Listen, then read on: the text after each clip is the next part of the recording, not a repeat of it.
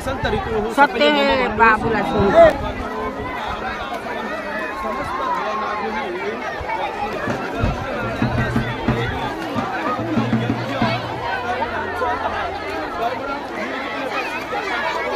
video का निकाल जरा आखिर देखिए मैं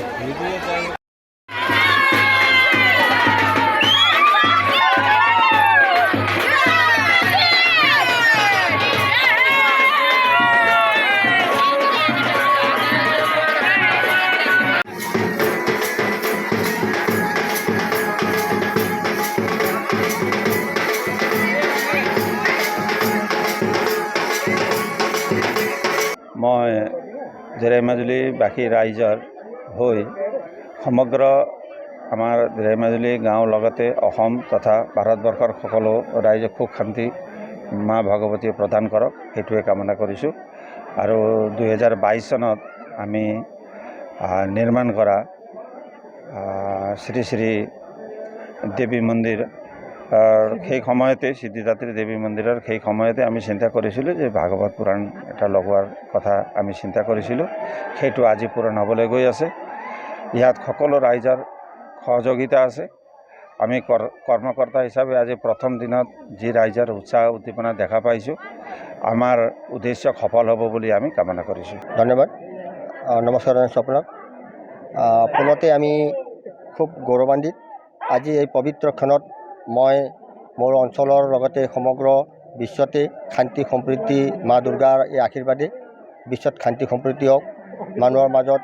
দুখ দুৰ্গতি নাশ হওক এয়া কামনা কৰিলোঁ আমি দিৰাই মাজুলী মহামৃত্যুঞ্জয় দেৱালয়ৰ লগতে লাগি থকা সিদ্ধিদাত্ৰী মন্দিৰ প্ৰাংগণত 9 দিনীয়া কাৰ্যসূচীৰে আমি দেৱী ভাগৱত মহাপুৰাণ পাঠ আৰম্ভ কৰিছোঁ আৰু এইখিনিতে আমাৰ আৰু বেলেগ কাৰ্যসূচীও আছে আমাৰ অন্তিম দিনা ৰামনৱমীৰ দিনাখন 6 তাৰিখে তাতে আমি উপনয়নৰ ৰাইজৰ উপনয়নৰ সুবিধা এটা কৰিছোঁ তাত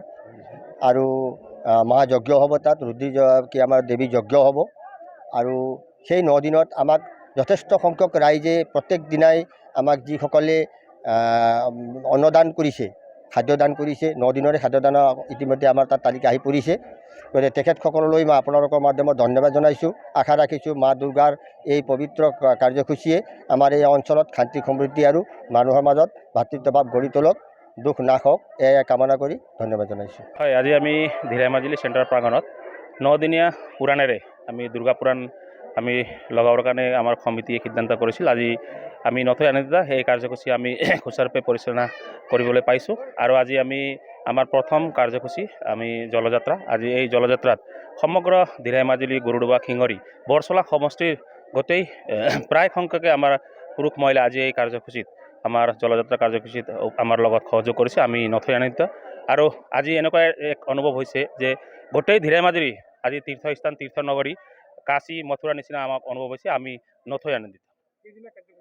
আমি 9 দিনীয়া কাৰ্যসূচী আমি ৰূপায়ণ কৰিছোঁ আমাৰ যিটো চত মাহত যিটো দুৰ্গা পূজা হয় আমাৰ এই দুৰ্গা পূজা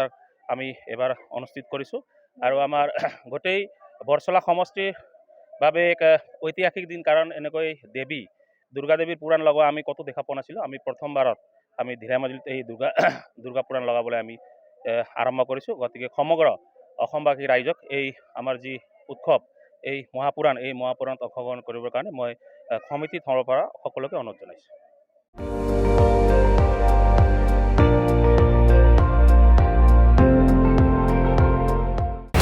আপুনি চাই আছে ND24 সৰ্বশ্ৰেষ্ঠ নহয় সৰ্বোত্তমৰ দৌৰত